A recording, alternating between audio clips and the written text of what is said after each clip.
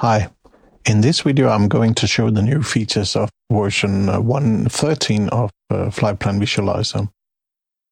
The installer comes with some additional aircraft, for example the Airbus 330-800 and 900 Neo have been added, the Boeing 747 Dreamlifter have been added, and Embraer 175, 190 and 195 E2 versions have been added.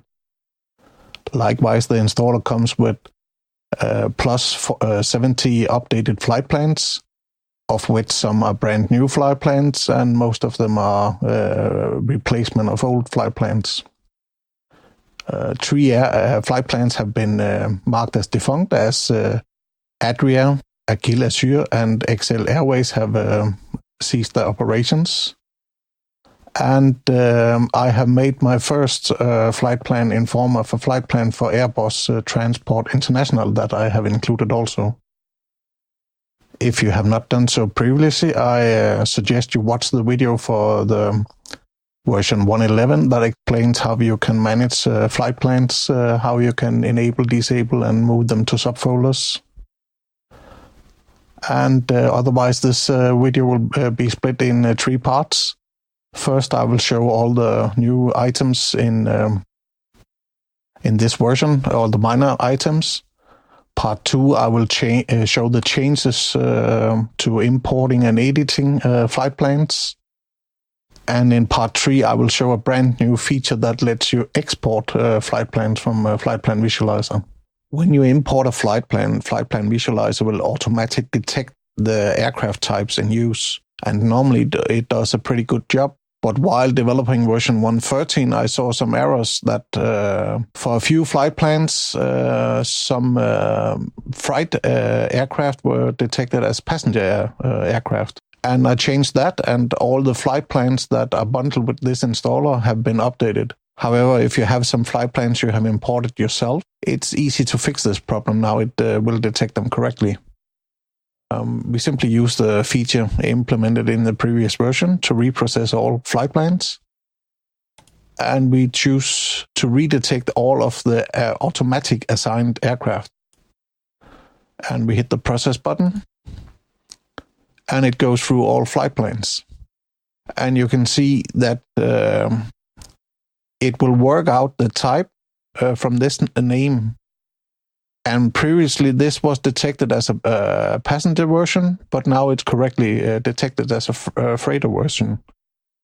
And this report simply shows all the aircraft that have been detected correct in this version. For instance, as I said in the introduction, this version have now support for the large cargo freighter or the Dreamlifter.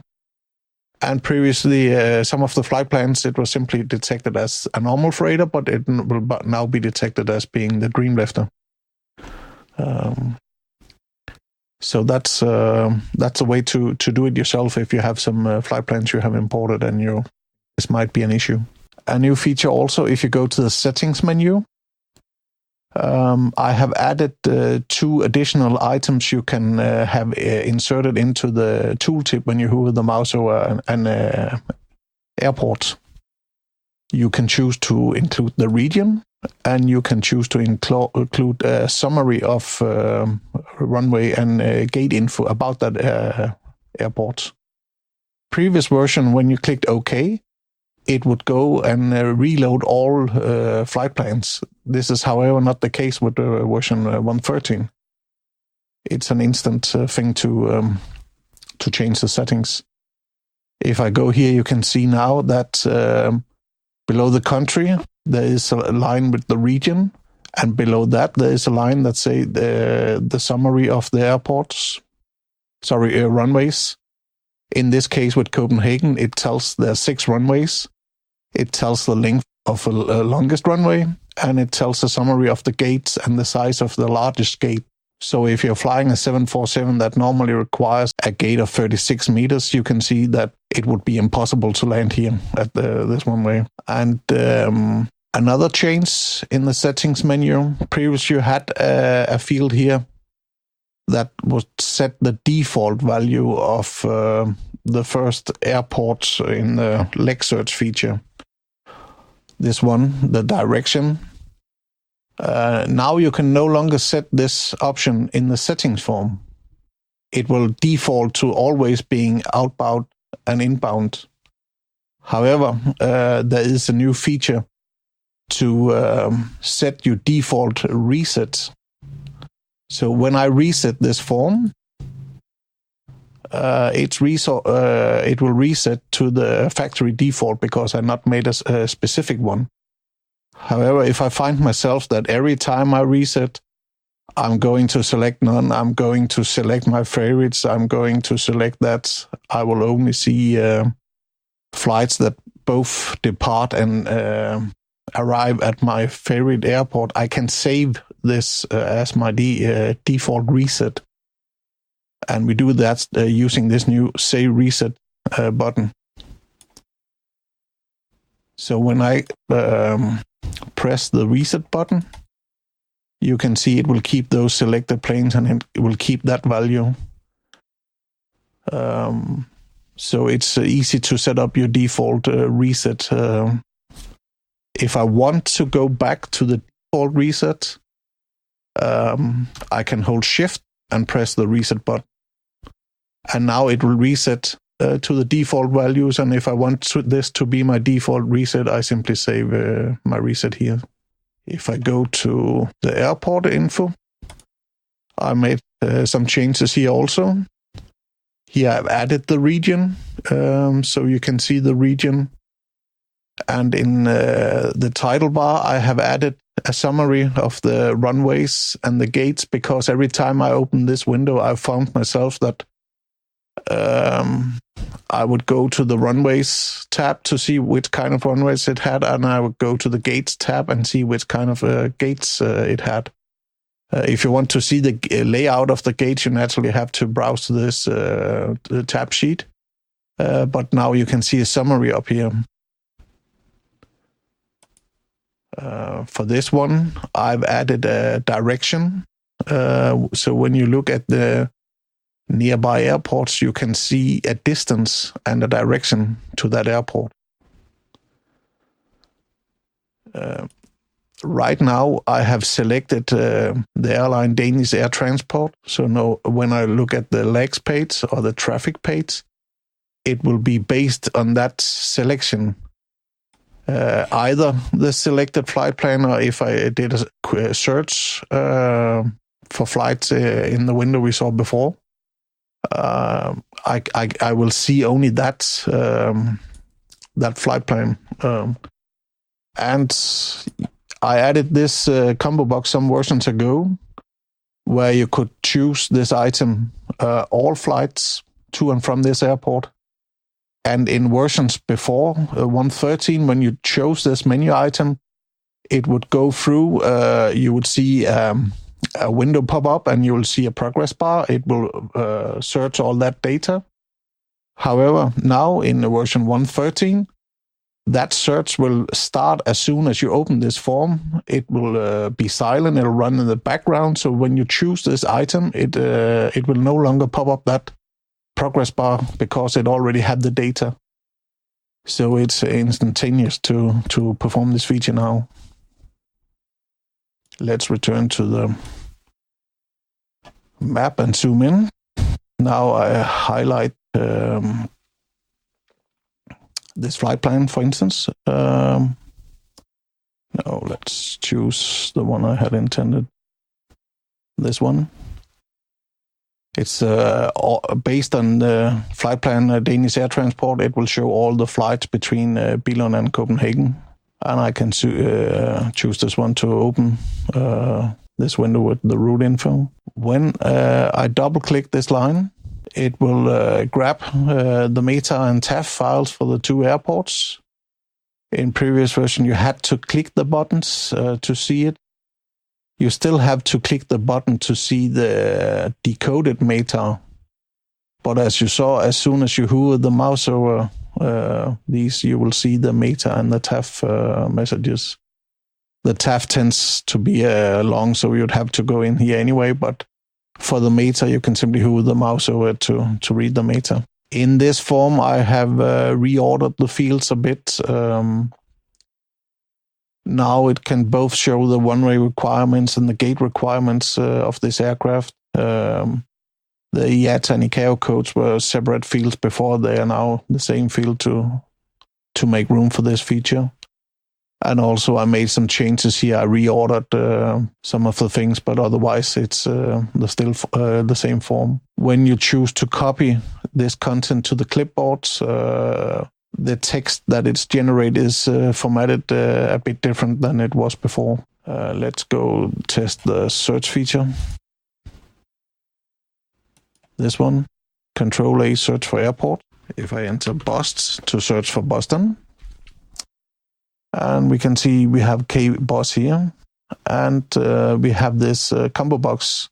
Right now it shows the size and the rank and the traffic for this airport.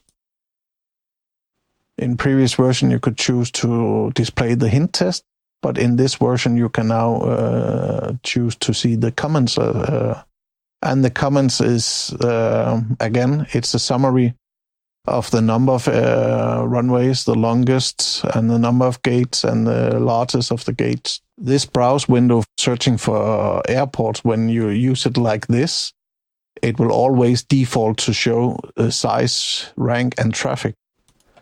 However, if you go to, if you are editing or importing a flight plan, and you are going to search for an airport, for instance, if I want to redirect my flights, and I go search for an airport here, and I enter K-Bus, you see it defaults to show this column.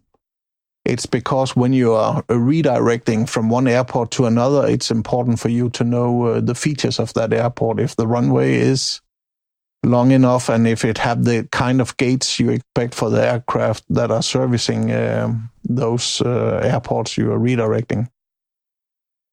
Here you can see the type of aircraft. These are smaller aircraft, but had it been, for example, a 747, you would want to redirect it to an airport for which it had runways long enough and gates large enough. If we go to look at the log file, normally you can see that word wrap is enabled by default. However, in this version, you now can enable and disable it as you choose. It will not affect how the lines are copied to the clipboard if you copy them, but it affects how they're displayed. Likewise, in this version, if you go to About Box, the About Box will always have version info in chronological order with the newest at the top. In this version, if you need this text available outside the program for one reason or another, you can now copy this version info to the clipboard. These were the minor issues made in version 1.13. There are some bug fixes, and there are some additional minor features that have been added in this version, and you can browse through the version info to see what it is. Let's look at the changes in version 1.13 that have to do with importing and editing flight plans. Right now I have switched to showing the flight plans for KLM, and we press the edit button. In this version I have flipped the columns for aircraft and airports, and now the aircraft column is the first one displayed. In this column you will see a new button called Fleet Report.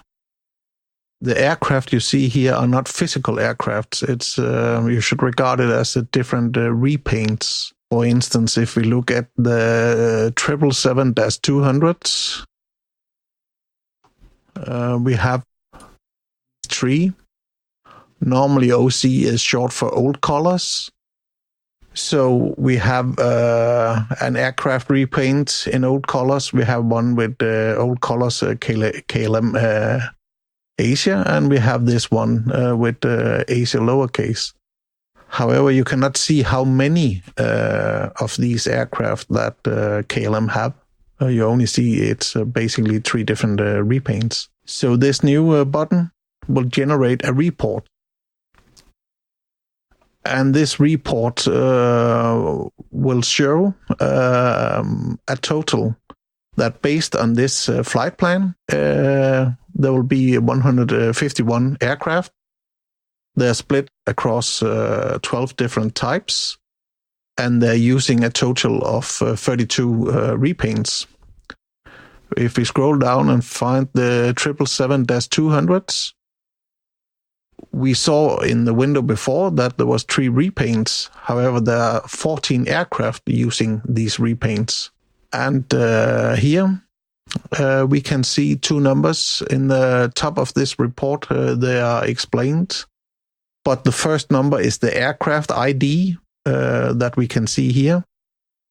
In this list, we can see the 3 777s-200 are called 30, 31, and 32. And here we can see the first value. It tells us it's the repaint. So we have a lot using repaint 30. We have 3 that are using the 32. And we have 3 that are using the 31 repaints.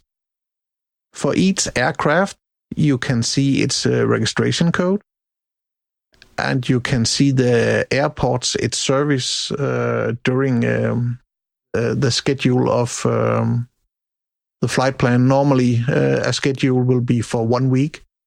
So during 1 week, this aircraft will visit these 5 different airports, and it will perform a total of 12 flights. If you want to look closer at it, you will see there is a number behind here also, and this is the schedule ID. So if I close down this window and go to the legs page, you can see here is the schedule ID and the aircraft serving it. So we can scroll down, find the one with aircraft 30 and look at its schedule and see how it's servicing those 5 airports. As a new feature in this version, you are allowed to delete aircraft. For instance, if I did not have AI aircraft for that 777-200 and I for some reason did not want to use them, I could choose to delete them. If we go to the legs page, you can see the total of all the flights performed for this KLM flight plan. It's 4,719. And if I go to the aircraft page and I delete them, I will be asked, are you sure I want to delete them? And if I delete them, I will not only delete those 3 aircraft, I will also delete the flight plans for those. So when I go to the legs page, this number have changed because we have deleted a lot of flights. As a new feature in this version, I have added a route page. Here you can see the routes served by KLM. And for each route, for example, this one, the route between Brussels and Amsterdam, you can see the distance and you can see the different kinds of aircraft that are servicing that route. You cannot do any changes. It's only information regarding this flight plan. Let's try to import a new flight plan. So we close down this window. We cancel our changes. And I import a new Air Baltic summer 19. New in this version, you see that I have this button called similar. When I hover the mouse over, I will see that I have a similar flight plan. It can either be a flight plan with the same name, but a different season, or it can be a flight plan that is serviced by the same airline. So when I hover, I simply see this line, but if I click the button, I will see information about that flight. That flight plan from summer 18, it serviced 79 airports. It had 8 aircraft, and as explained before, it's basically 8 repaints. And it had 28 schedules, and you can see a schedule as a physical aircraft because, as I said before, the 8 aircraft are repaints, but those 8 repaints are used across 28 schedules where there is a schedule for each physical aircraft. Simply by looking at the information is in this similar flight plans window, and here you can see that the new flight plan is servicing 77 airports where the old was servicing 79. The new one have been built using 10 repaints where the old one only used 8, and the old had 28 physical aircraft where the new one have 4. Here I have changed to the Airbus Transport International. It's the flight plan I made myself, and it covers the 5 Belugas that are flying and the 2 Beluga XLs. The Beluga XLs are still in a performing test flight. They're not into the regular service yet. So their flights are only for a few of the weekdays. If we go to this airport, we can, flight plan, we can see the details. We can see we have 5 standard Belugas and 2 XLs. And we can see the airports they are servicing. And many of these airports are not interesting in the default version. And to be frankly, many of them I will never visit. For example, this Finkelwerden in Hamburg, it's a smaller airport. You see the scenery I have installed. There's 2 runways and there's 6 gates, but none of the gates are large enough for this aircraft to be parked there. And since it's not an airport I'm likely not to visit, I will never see the Belugas there. So I would be inclined to redirect this airport in my personal installation. I have a third-party scenery for this Hamburg airport. So I would be inclined to redirect into this airport. If we go look at the leg page, we can see the first flight of the week. It flies from Toulouse, France, and it flies into Hamburg. We can see when it leaves Toulouse, it's 8:11 local time, and it will arrive Monday at 10:14 local time. And the distance between those 2 airports is 681 nautical miles. If I go to the airport page and I choose to redirect to EDDH, we are told that we have performed a manual redirect. And in this case, of course, I want to do a manual redirection because it's only this flight plan I want to do a change.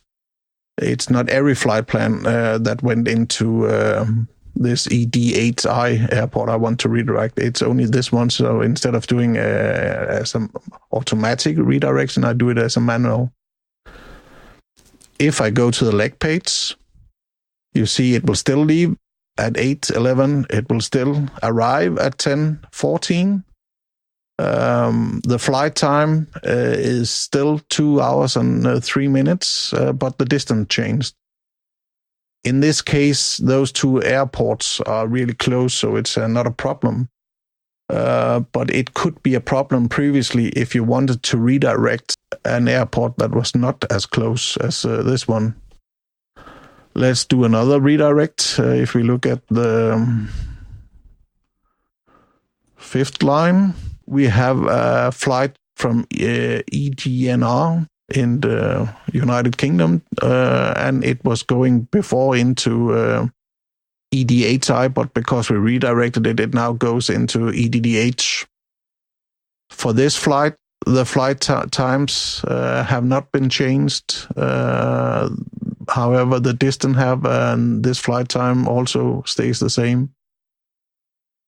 But again, this airport in United Kingdom, it don't have gates large enough for the beluga, so we will never see it there. And again, it's an airport I will never visit. So I would be searching for alternatives to use instead. And for instance, you can see Manchester.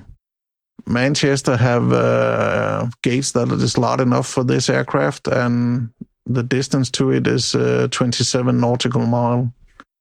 It would not be realistic to move the belugas to this airport, but again, if I want to see them when I fly, I would be inclined to do so.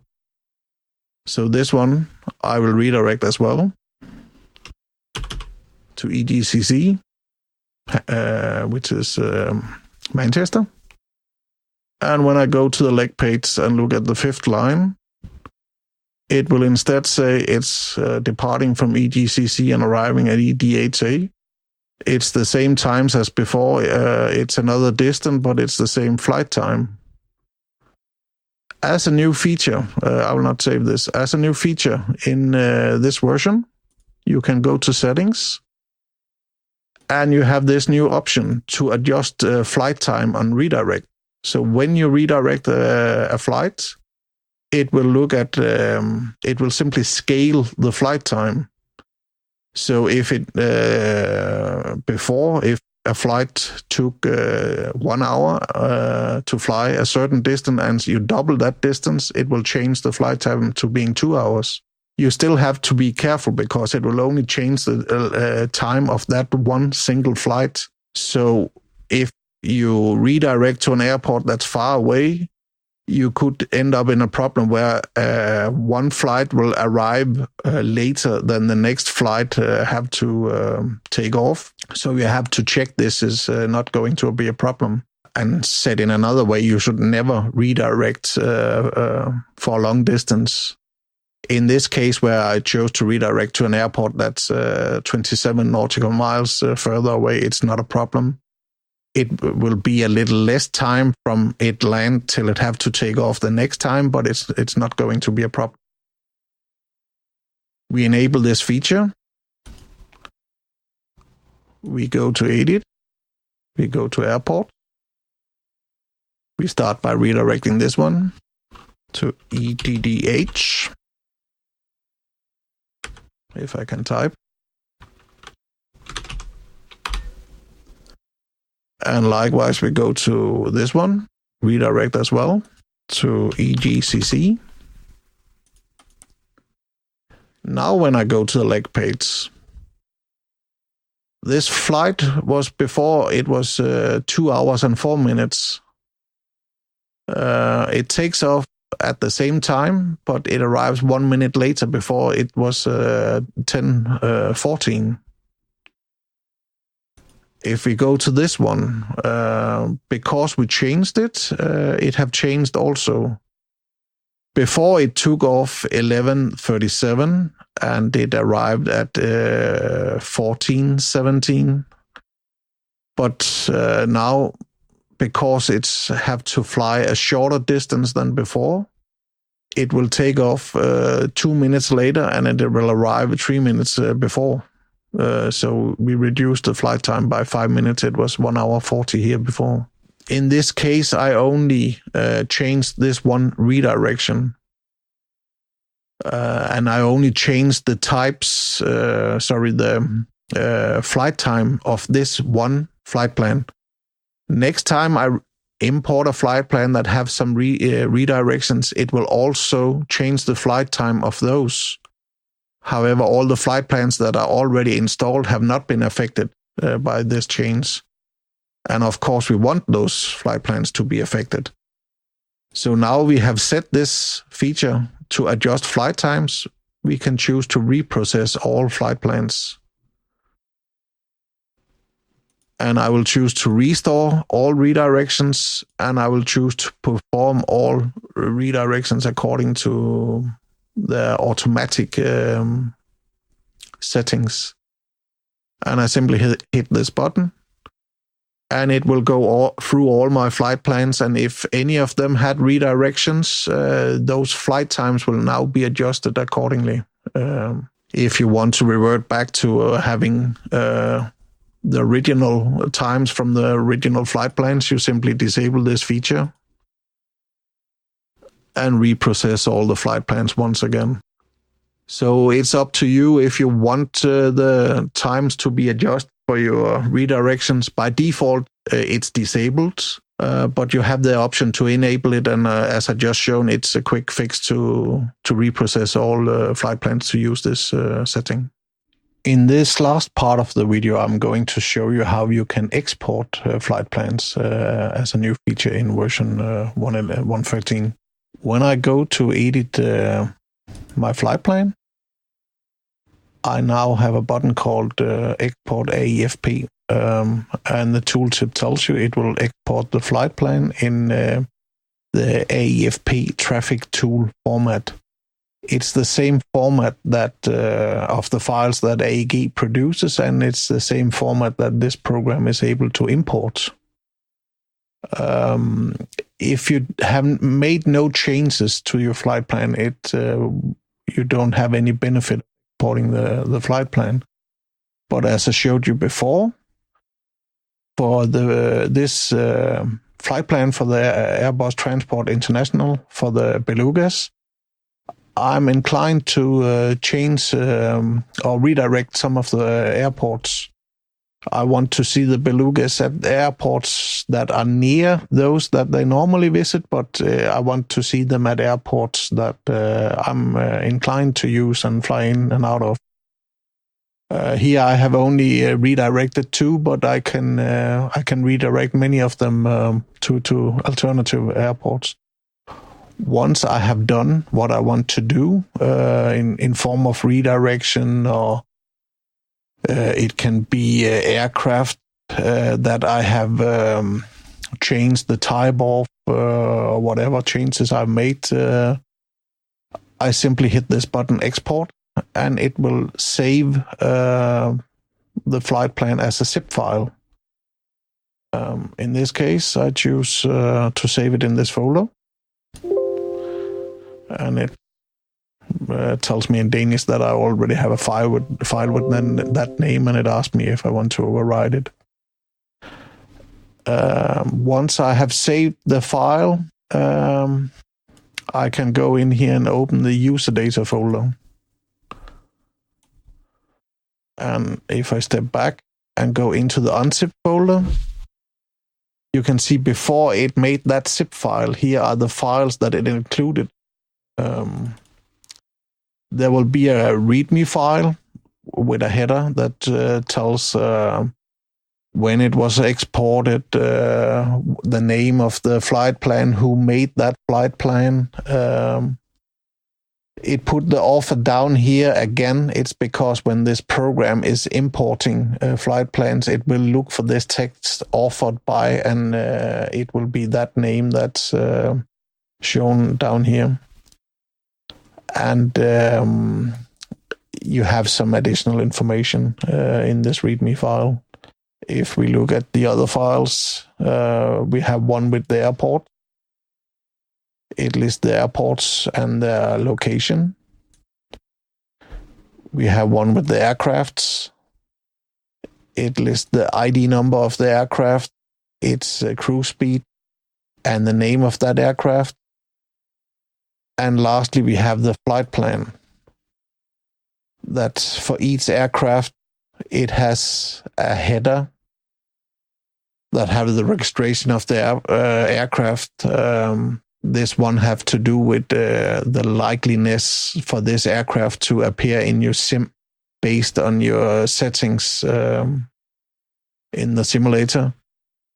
It tells it's a 1-week flight plan. It tells it's IFR flight plan. And then you have a section that is repeated many times. This is the day and the time it leaves the departure airport. This is the time it arrives. This is the flight level. this tells the next number is a registration, and actually that's I can see it's an error. It should have said F being a flight number instead of a registration number.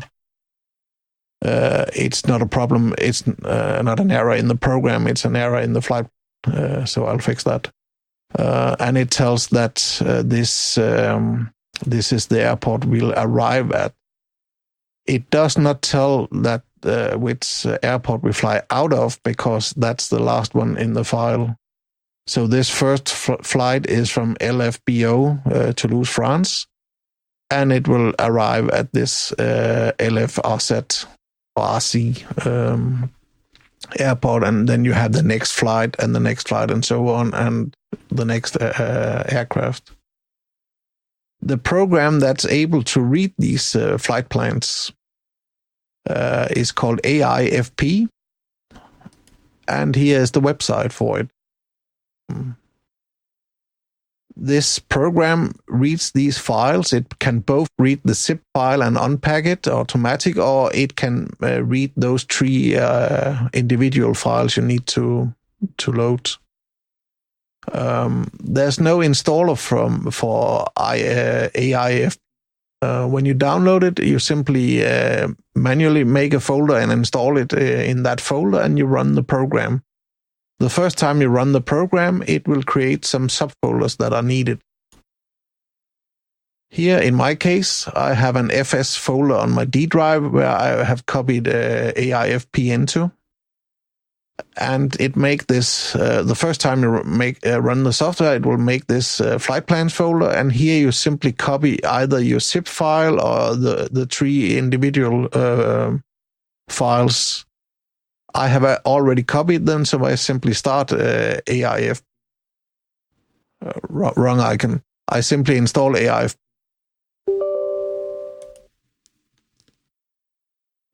And once started, I load my flight plan. In this case, I did not copy the zip file. I copied the 3 individual files. And it's down here. Even though there are many files, there's both a flight, as I showed you, there's both a file for the airports, the aircraft, and the flight plan, but the only one you choose to open is the flight plans. It will then automatically open the 2 other files as well. And here you see that we have the airports, we have the aircraft, and we have the flight plans. In my case, it automatic was able to find my installed AI aircraft that match this flight plans. In your case, it will probably not be able to find them. So what you do is you simply select an aircraft and say you want to have a substitute for that aircraft. It do a search, and then it shows this window. I have a lot of AI installed, so I have a lot of items in this list. In this list, I have various filters to quickly identify the aircraft I need to find. But I can find it here, choose that aircraft, and it will replace the one out here. In my case, you can see they're shown with black text. But until you actually pick an AI aircraft that you have, they will be shown in red. For instance, on the forum, I made a post called "The Belugas Are Coming." In that post, I list from where you can download the Beluga model and the Beluga repaints for the normal Beluga. So those you can freely install. The Beluga XL is payware, so you have to purchase it. But what you could choose to do is you could choose to download the free version. And even though these are flown by the XL version, you could simply replace the aircraft and say you want them to be flown by the normal Belugas. And then you'll have all 7 aircraft as AI traffic in your flight simulator. Once you have loaded this file and replaced your aircraft, it's ready to be installed into your flight simulator. And you do this simply by hitting this compile button. Doing so, it will generate a a BGL files with this AI traffic in this folder. So the next time I start my sim, I will automatically have my belugas in the sim. And in this case, I did not do a redirection, but had I done redirection, it would be other airports it would be servicing. So this is the reason I have made this export feature, so you can export your changes to your flight plans if you want to.